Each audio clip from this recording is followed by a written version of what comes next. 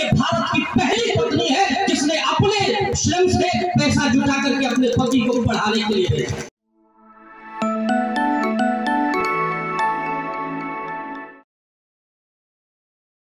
सबसे बड़े बेटे की तबीयत खराब थी। माता रमाबाई अंबेडकर ने तार भेजा और बाबा साहब को कहा कि कुछ पैसा हो तो भेज दीजिए, राजरतन बहुत बीमार है। अंबेडकर किसी तरीके से जीवन यापन करते थे, उसके भी तमाम घटनाएं।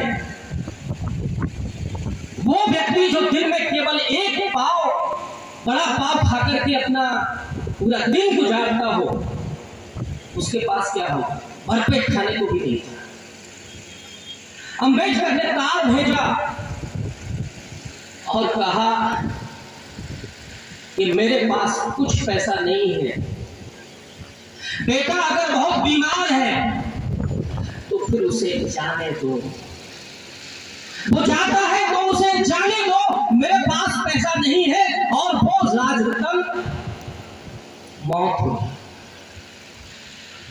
आप सब मां और पिता हैं, आप जानते हैं कि जब बेटा हो या बेटी आपकी आंखों के सामने इस तरह से काल कवलित होता है तो आपका कलेजा कैसे टूटता है।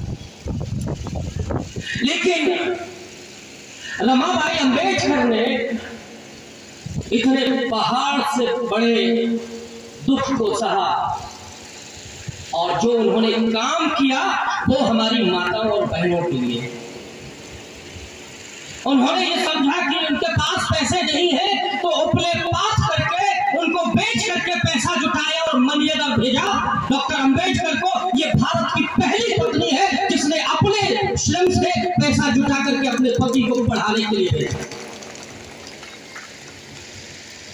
चाहे बेटा हो चाहे पति हो या आज की तारीख में चाहे पत्नी हो, अगर वो पढ़ना चाहते हैं, तालीम हासिल करना चाहते हैं और अगर आप उनको अंबेडकर की तरह माता रमाबाई की तरह अगर सैक्रिफाइस करने के लिए तैयार है तो फिर बाबा साहब के सपनों का भारत आपसे कोई छीन नहीं सकता।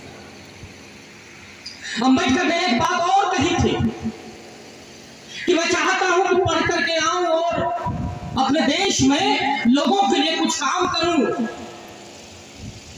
मेरे पास पैसा नहीं है, मेरी अधूरी शिक्षा रह सकती है, लेकिन रमाबाई ने कहा कि तुम्हें पढ़ करके आना है और ये जो बेटे आपके गए हैं इन बेटों की जगह पर जो आपके 10-15 करोड़ जो बच्चे हैं उनकी सेवा करनी है, इसलिए आपको पढ़ाई पूरी करनी है।